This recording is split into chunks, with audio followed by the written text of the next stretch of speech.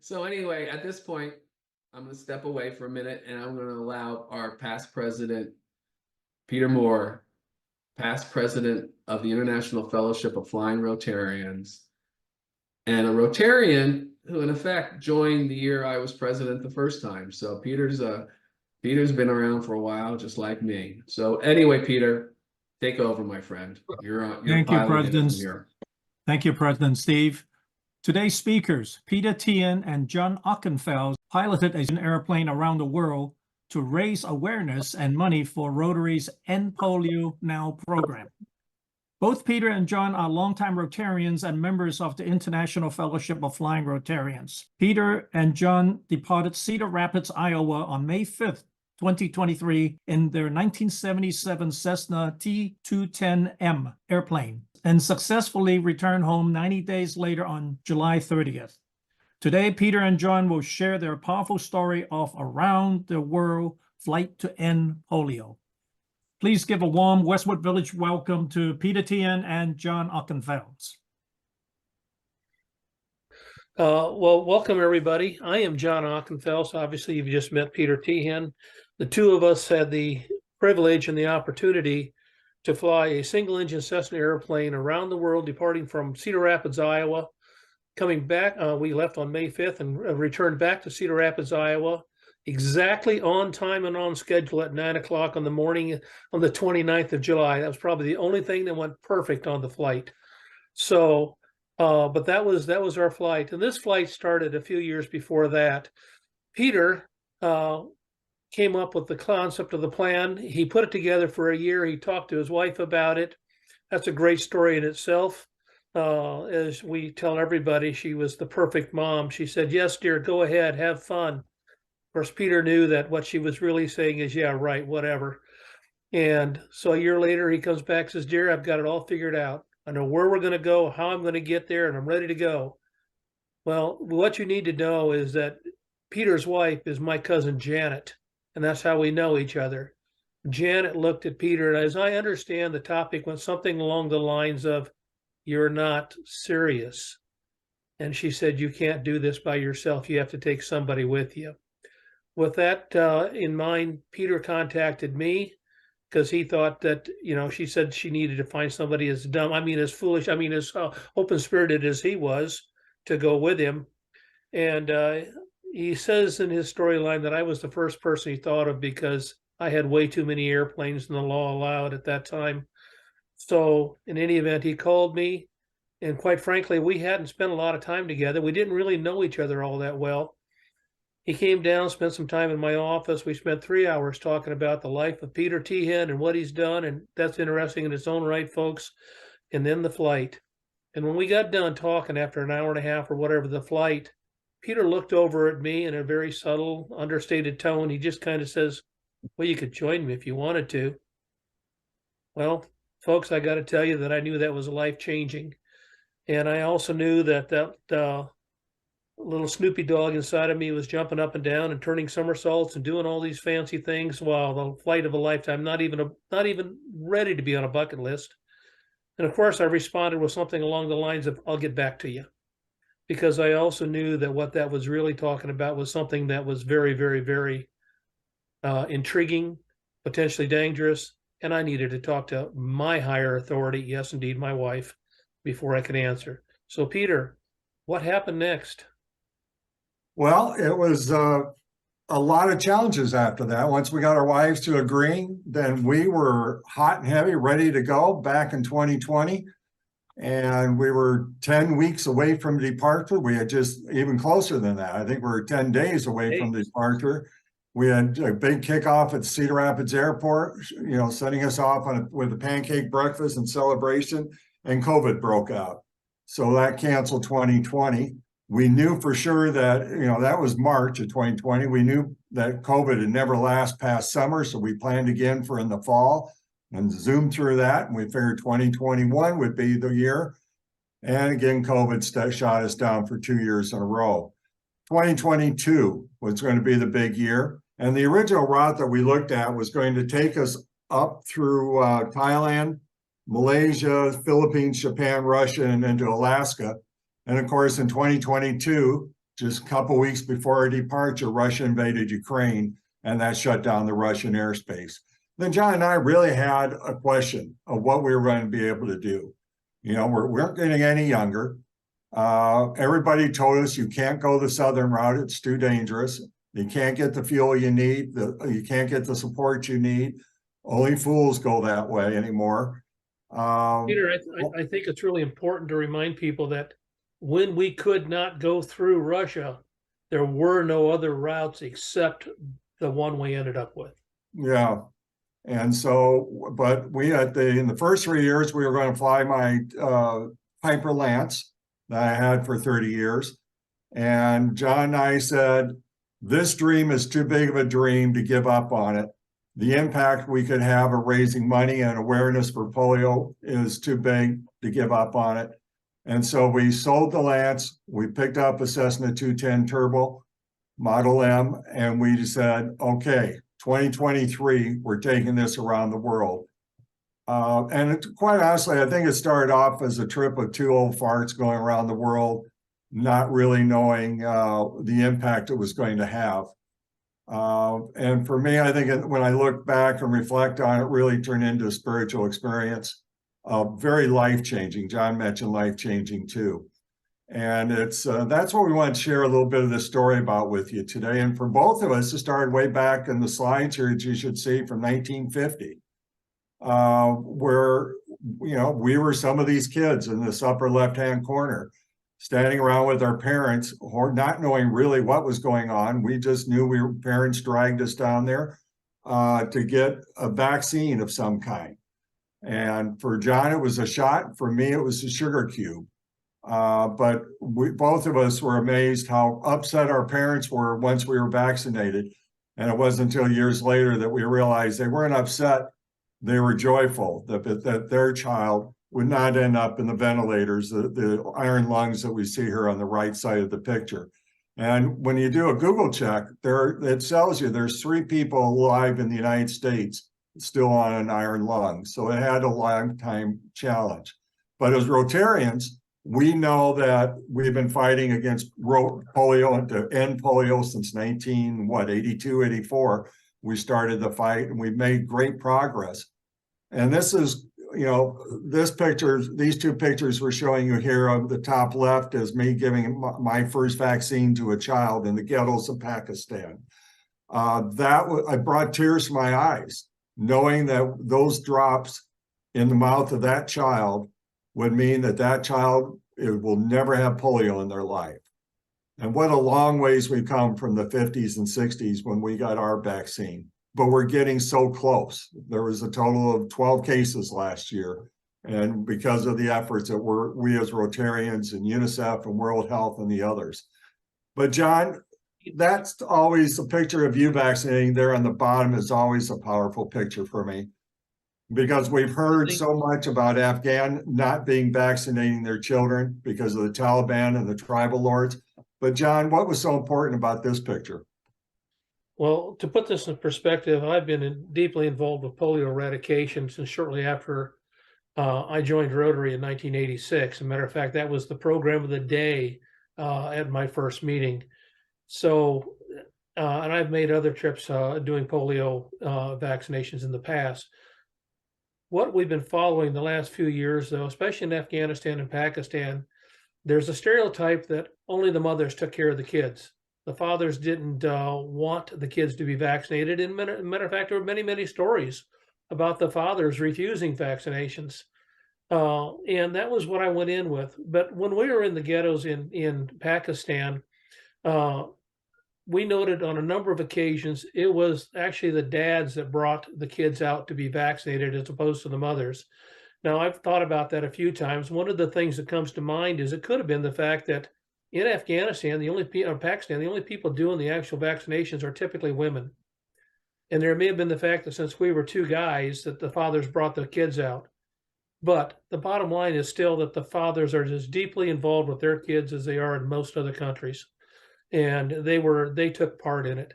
Now, in this picture, the lady in the red is one of the vaccinators that go around and do this. And folks, if you get an opportunity, please check out the story of the vaccinations in Pakistan. It's Pakistan and Afghanistan are the only two endemic countries left in the world, and Rotary's teamed up with UNICEF and World Health Organization, and the program that they have put together is first class. And I cannot tell you how much that was reinforced. I already knew it was good. I didn't understand just how phenomenal that program is until we got there and put feet on the ground and went around and saw what they did. And I have a tremendous amount of respect for the folks that are putting this all together. They're doing a phenomenal job. So, and the picture in the upper right, well, that's what polio was, and that's out of the Rotary hand. So here's, go ahead, Peter. Children, more than adults, so they have a long life in front of This them. gentleman is Dr. Munjo. He's from Cedar Rapids. And one of the people that works with us is a patient of his.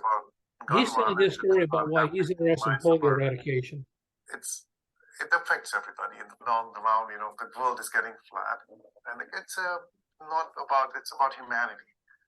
It's about real people, and it's same as why one should care about poverty, why one should care about AIDS, why anymore, because these are real problems of the real world, and a lot of these are preventable. So I think to be honest, as you have to see just a couple children of polio to see how disabling it is and how big a problem it is. If you take the volume is huge around the world. It's huge at the moment. It's only in the developing nations. The Western world has done very well with their vaccination program. But the key is to keep this program running. You get lax, this may come back. I think if we don't continue what we have done, it will come back because it's not eradicated yet from the world. So a lot of people told us this trip couldn't be done, shouldn't be done, that nobody in their right mind would do it. But because it was such an incredible dream and we felt that we had a possibility of doing some impact, we never, really understood the impact we would have. But with the support of our family and Rotarians around the world, and especially for those members of IFFR, International Fellowship of Flying Rotarians, this flight was successful.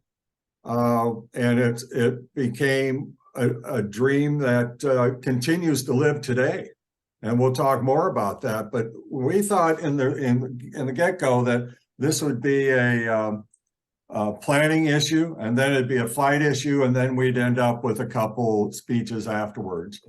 But I think the next video, I'm kind of blind on the way I've got this set up. I think the next video will be another video coming out of, here's the statistics. Out of 7.4 billion people on Earth, 4,000 climbed Mount Everest, 500 been in outer space. And we used to say 700. Now we're able to say 702 pilots have flown around the world in a light aircraft. And there's fewer than 270 of us alive in the world today. That's pretty staggering numbers. And, it humbles us both to think that we're part of that elite group who've led before us. And we'll show a video here from Brisbane in a bit, where at the end of the video, where John and I talked through most of it, at the end, they show you the Southern Cross. And that airplane is a national treasure of Australia. And it was the first airplane ever to cross the Pacific. And that was over 100 years ago that some of these men flew this plane across the Pacific. And it's a national treasure that is an air-conditioned, climate-controlled environment. People are not allowed normally to get into the airport, into the airplane area, but they allowed us to go stand next to it. It was a pretty touching moment for that. But yeah, I'm going to forward here. So here's a picture of our airplane, Cessna 732 Whiskey Pop. And John, you want to talk a couple of minutes on the airplane? Yeah, absolutely. Now, one of the things you heard Peter mention early on that we were originally going to take his airplane. He had a Piper Lance that he owned for, was it 34 years? 34 years. Yeah, and he knew that airplane really, really well, let me assure you. But that airplane When we had to change the routes and go the southern route, we could not carry enough gasoline in that airplane, couldn't carry the weight to make the route, to make the flight. Well, as a coincidence, I owned in my company a 1977 Cessna T210M, which was the exact same make, model, and color as this airplane that we took around the world, only a couple serial numbers off. It's just a coincidence that when we went out looking for an airplane to use, we'd already decided we wanted to get a Cessna 210 because that's one of the few that can do it. And a total coincidence that it ended up being identical to the one I used to fly. So I owned that airplane for 28 years and have over 3,000 hours of flying time in it. So pretty comfortable. In this case, we're landing in Netherlands and stopping to see our friends there, where we were hosted by the International Fellowship of Flying Rotarians. We had a great meeting there. As we went around the world, every one of the places we landed, we had to land our initial stop in every country at an international airport and clear customs. This particular airport only had a 4,500-foot runway, and it barely met our needs for takeoff, but it did. And it was also one of the most friendly places we stopped. So, but that's the story, flying this airplane. We had to extend the wingtips on this airplane to put more fuel in the fuel tank. We put two 16-gallon fuel tanks in the wingtips. It looks like a regular wing, but it's a little bit longer, carries extra gas. So that gave us 120 gallons total gas in the wing. And then we had a 160-gallon rubber bladder behind our seats. And that 160 gallons was critical. So 280 gallons total of gasoline in this airplane. Now I said 160 gallons, and I know that sounds like a lot, but if you think of it this way, think of 3 55-gallon drums of gasoline strapped behind the driver's seat of your car, because that's exactly what we had here behind the seats in this airplane. So the biggest thing we had was fuel weight, and of course all the other necessary stuff we had. This airplane would fly about 160 knots, let's say 180 miles an hour at the outset. This is our panel, which is one of the reasons we chose this airplane. It has a highly updated modern panel. There's two different GPS systems of an entire electronic flight system, all electronic flight controls, lots of backups to backs of 2 alternators, so that if we had a problem with an alternator, which we did, we could turn on the backup alternator and come back home, which we did. So all of that stuff is why we chose this airplane. In addition to everything on that panel, you see in front of there on the left-hand side an iPad, and that iPad has just about as much or more information for flying as that whole expensive panel ahead of us and all of our navigation. Let's go to the next one, Peter. So, but this is what we had to get used to. Peter mentioned we bought this airplane and we bought it in last year, and only had it for a few months before we left on the trip. I had told my wife I was going to plan it, and she said, "You're not doing it by yourself. You better find somebody else as crazy as you to go on this flight." This is us at Brisbane Airport. They actually followed us down the runway. 9 stops around the world in 21 different countries. We did all of our planning, and we found out on the first day we could take all that planning and throw it out the window. One of the most powerful moments of this trip was when we were working in the ghettos of Karachi, Pakistan, knowing that you've given that child a chance to be polio free the rest of their life. It brought me to tears. The number one goal of this trip is to get home to our families alive. If the plane decides not to cooperate, then we'll put it in the water, hopefully next to a freighter that's going by, and we'll start again on another adventure. And this is the Southern Cross at Brisbane International Airport. You can see all the glass panels around it. It's inspiring, and especially as we're about time to go across Pacific. I'll take some courage from the people that were on this plane and be part of your heritage.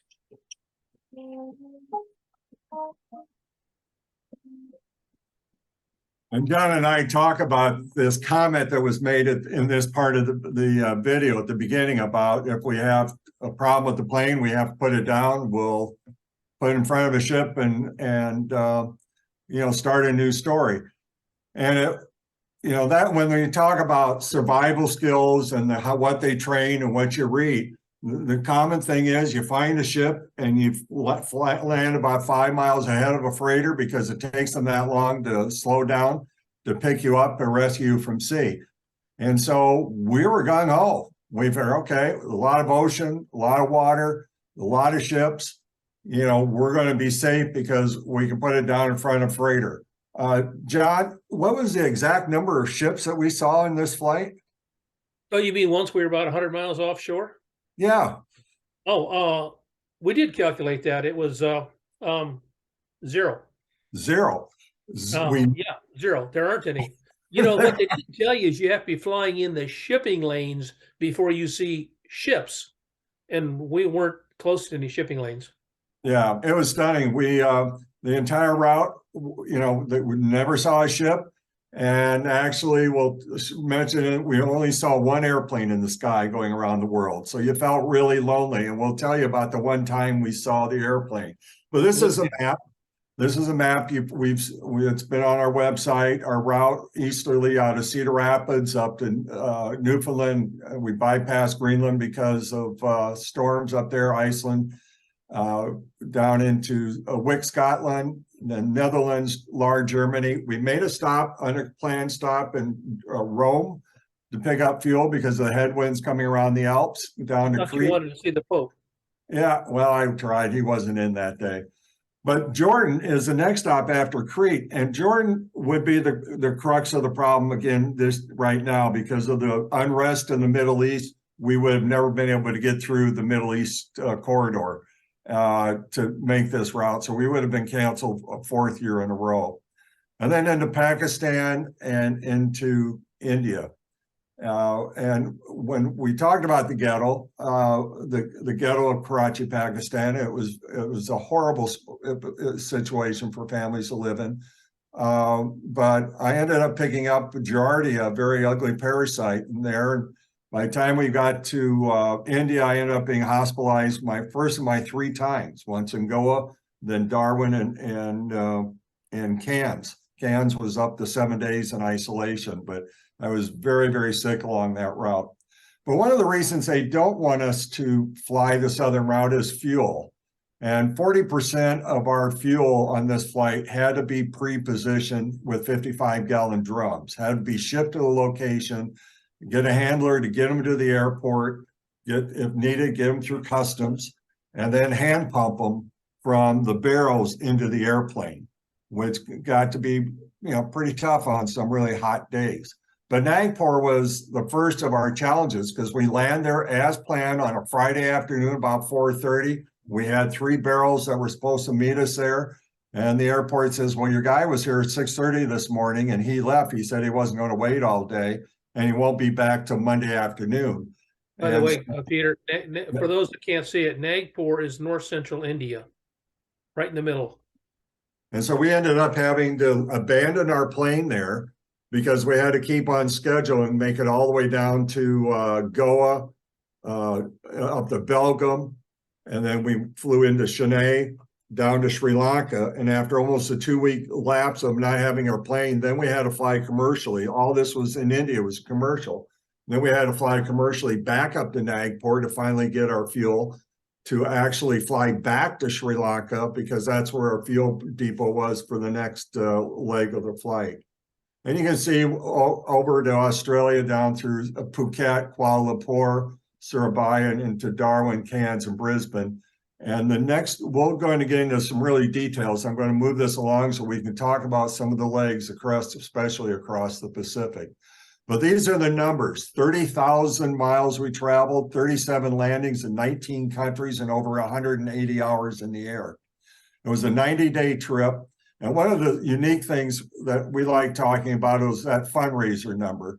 9 weeks before this flight, we were getting a very poor response from Rotary clubs around the world. In fact, we only had commitment to 2 fundraisers in Portugal and 1 in Portsmouth. And we were really disappointed because when John and I originally started this planning back in 2019, we thought, what are 2 old guys flying around the world? How much are we going to be able to raise? And we came up with a very aggressive number of $10,000 and thinking, okay, if we raise 10, then the Gates Foundation will give 20, that'd be 30, not too bad for flying around the world. Well, 9 weeks before departure, we had 3 fundraisers, 2 Portugal, 1 Portsmouth, and we were out to dinner with our wives. And John and I had talked earlier in the day, and then that dinner shared with our wives how disappointed we were that it was going to be a failure. No one was going to support us as we went around with fundraisers. And the wives came very wise, as they always are, and they said, look, guys, your number one goal is to make it home alive. This is very dangerous. You need to start focusing on your safety of this flight. Give it up. If God wants you to be successful, put it in his hands. If he wants you to be successful, he'll make it so. And so we did. John and I says, we're focusing on safety. Well, 2 weeks before we departed, we jumped from the Portugal and New Hampshire to over 24 major fundraisers around the world. And what is even more surprising, since that big jump occurred at the last moment, that $10,000, that really didn't end up being what we raised. We thought we'd be aggressive to do that, but we are currently at $2 million that we've raised on this flight. And that a lot of it is, and that includes the match from the Bill and Melinda Gates Foundation, but this dollar amount continues to grow. I mentioned earlier that we never figured out what the after flight would be. We thought we'd have a few speeches. We are now scheduled for 70 speeches, including this one, around the world. We're doing some Zoom. We were in California, a month and a half ago. When we left, we were in San Francisco, Northern California. We went over to Las Vegas, and we came back with the match from Gates. We came back with $50,000 more for this fundraiser. And the dollars grow continually. And so we appreciate the Gates match, but we know who now we're going to rely on future fundraisers, because our 3 fundraisers really blew up into something incredible. And I think it was the inspiration of the flight and the story. And once we got the news attracted, we were on national news, radio, TVs, being interviewed as we went around the world. But what's most important to John, for all of you to know, is we're picking up 100% of the cost of this flight. This is not one of those fundraisers, well, we'll see how much money we raise, deduct it all, and what's left over goes. This cost is on the books right now. This flight is on the books for over $102,000, and we're still not done on the cost.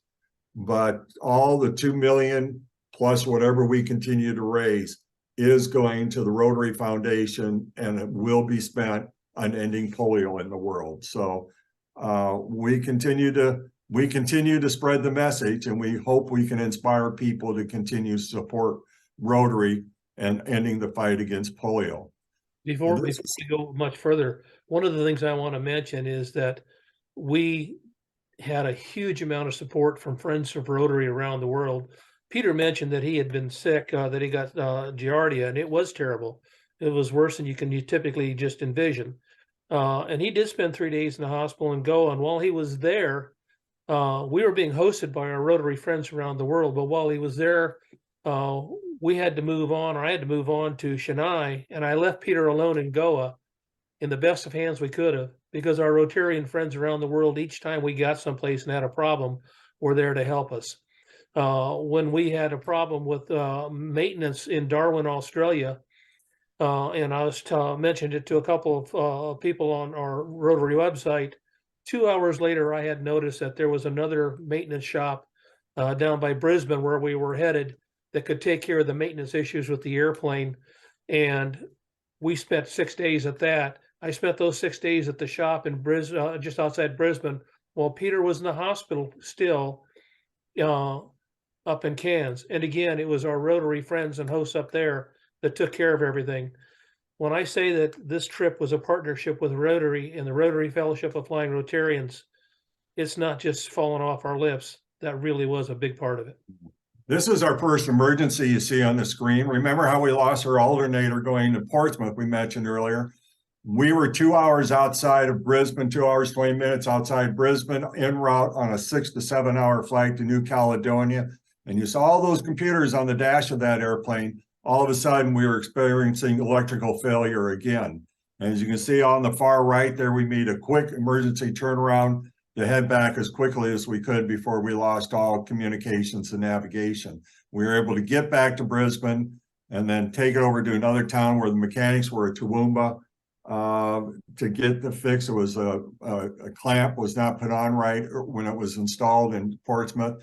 But that was one of our scary moments of saying this could have happened at night. It could have happened further out over the ocean, and we could have been without navigation. For our spouses, this happened about 12 o'clock at night. All people followed us around this world. We were amazed how many people followed this flight around the world. I hear it every day in every presentation. Oh, we followed you. Our parents followed you. Our grandparents followed you. We'd land somewhere and somebody would write and say, you know, what's going on or why did you do this? On this, my wife get woken up at midnight, people calling her on the phone say, what's happening? Why are they turning around? And she didn't know until sometime later that we had electrical failure and made it back. But, you know, that's what this is about. I'm going to skip by that one and talk that video and talk about our trip to Pago Pago, from Pago Pago, America Samoa, up to Honolulu. Now, if you can see the dotted lines there on the script, this flight was 17 hours. We took off out of Pago Pago at 4:30 in the morning. The airport was closed. We were able to raise a controller from another island and to tell them we took off. That conversation lasted less than 30 seconds before we lost him. And all that dotted line all the way up to Honolulu indicates we had no communication with the rest of the world. We couldn't talk to anybody. We were on no one's radar. We were going in and out of some storms, some weather. We had pushed position reports up to satellites every 15 minutes and found out in Hawaii that they didn't, only less than 40% got through to them. So once we looked Pago Pago, we were within 60 miles of Honolulu before we were able to communicate with someone again. And obviously, if we had gone down, they would never have been able to find us. And come down, we almost did. John, just quickly tell them about our fuel problem. Well, as we mentioned, we took this airplane and headed around the world, and we did not have a hell of a lot of time on it, 25 or 30 hours, needed more. But that 160-gallon bag of gasoline that we had behind our seat comes into play in a big way here, because we had to transfer the gas out of that bag to our left-hand fuel tank. As we were flying along, the gas is pulled out of the left tank on this particular case. And so we'd switch to the right tank, run the engine on the right tank and fill the left tank. But there was no fuel gauges on that fuel bag. And the only way we knew how much fuel we were using or what was in there was by watching the gauges on the dash. And so we'd refill the left tank. It'd be like putting the gas hose in the tank of your car and then getting back in the car and watching the gauge come up. It's not real accurate until everything settles in, but that's what we had to do. Then we'd write down the number of gallons that we had and we'd continue on. We did all of our planning before we left, and we knew we were going to land with 2.5 to 3 hours of fuel left in the tank, even if we had headwinds. And we had plenty of reserve. And so we launched, and it was very, very black and very, very dark when we launched. No lights at all after 5 minutes. It was just black on black out there. Went through a couple of storms along the way during the mid-afternoon. About 2/3 of the way across, I'm doing the recalculation on the fuel, and I kept coming up with less gas than I was expecting. And the fuel usage, again, is not precise as far as planning in the air. And so I kept coming up that we're going to be over an hour less than what we needed to get to Honolulu. And the reason why is that when we were writing all this down in a little notebook, again, lack of experience and planning on this part, we were just kind of keeping track on the side in this notebook and didn't make out a form or anything for it, which I'll do that the next time. And I double added one fuel dump twice. So we were roughly 32 gallons off on the calculation, and we had 32 gallons more than we thought we did. But for a little over a half hour or so, we were both trying to figure out what the hell we were going to do and how we were going to get a hold of somebody, because we were going to be about an hour short of getting to Honolulu. fortunately, we found that, figured it out, and life went on. We were both dramatically more relieved. Right. It's taking a plane, putting it down in the ocean in favorable conditions, survivability rate, they put at 12%. Doing it at nighttime, which we would have done in bad weather, it would have not been promising, especially since no one would have known where we were at. And is it 12% promising? Yeah, well, it's something better, but we want to move on here. We're going to jump through here. We just have a few minutes left. But I think that what we talk about is the biggest change here is, here's the statistics. October 27th, 1977 was the last known case of smallpox in the world. You know, what we are asking people is, you know, what will be the final date that the last child will be infected by polio? And we really tried to spread that message as we went around the world. One of the most I think important things for John and I was our visit to the Karachi ghettos. And then we had a briefing by the directors of Rotary, UNICEF, and World Health Organization, who told us, you know, where they've been, where they're at, and where they're going, and how optimistic they were. We had we were sitting across on a board table across from the directors. At the other end were several reporters, TV, radio, and newspaper reporters. And when the directors got up, they turned to us and says, now you're having a press conference. And all the time we've heard over the years, and all the time we heard is in this briefing is, we have hope that we're going to do this. We have hope that we're going to do this. And at the press conference, the senior TV anchor, Karachi, Pakistan, turned to us and said, Captain Teahen, do you still have hope that we will see the end of polio? And I don't know where the words came from. I give credit to someone else, a higher being than me. And after asking him to repeat the question, I paused and I said, we're flying around the world. We're raising awareness. We're raising money. We're trying to, we've been giving vaccines out to folks, the kids. But I have to honestly be truthful with you. I no longer have hope that we're going to see the end of polio. And the Rotarians about fell off their chair. Here they're supporting two guys. And this guy is saying he doesn't have hope. The media thought they had a major story. And after the frenzy died down a bit, I said, let me tell you how I feel. I said, I don't have hope. I believe. And I said, believe is far more powerful than hoping and wishing. And what we've heard and what we've seen and what we've experienced makes me believe that polio is not that we can, but that we will and that we are on the end of seeing polio in this world. And that simply exploded. It ended up being radio stories, newspaper stories, headlines.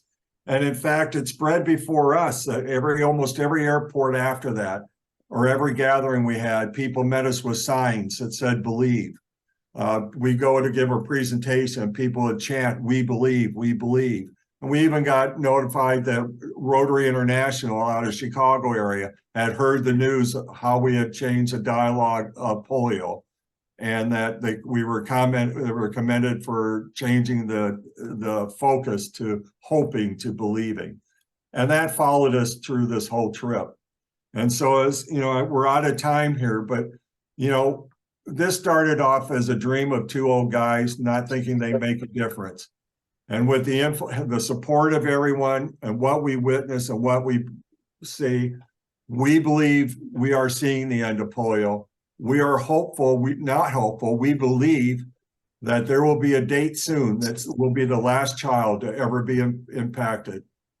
But somebody gave us the Greek meaning of believe just a few weeks ago. And the Greek meaning of believe is being so convinced or so so believing into something that you do that you're willing to risk your life. And John and I did risk our life on several times.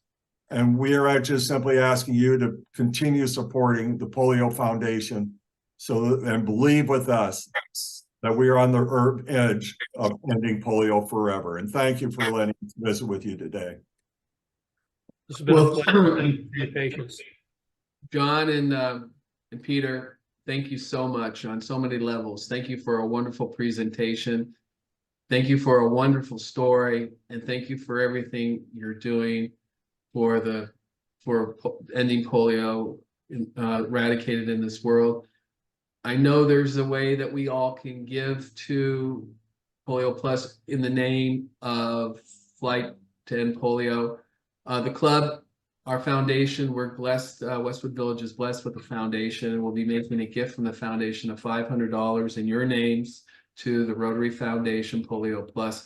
I know other members of the club have voiced a strong desire to contribute as well. So I'll share with the members what you talked to me about the other day to get that accomplished. John and Peter would request that in some fashion, whether we send checks written out to the Rotary Foundation directly to them, or we send them to the Rotary Foundation and then just make sure we get the message to them that we made a donation, because the inner workings of Rotary Foundation, it's very private. And so if we make it directly to the Rotary Foundation in the name of Polio Plus and don't inform John and Peter of it, they don't know. And they really would like to continue to track all the great funds that they've raised. So we'll make sure that happens. And again, gentlemen, thank you so much. Appreciate it. Big applause. Big applause. Thank you so Thank you all much. for your support.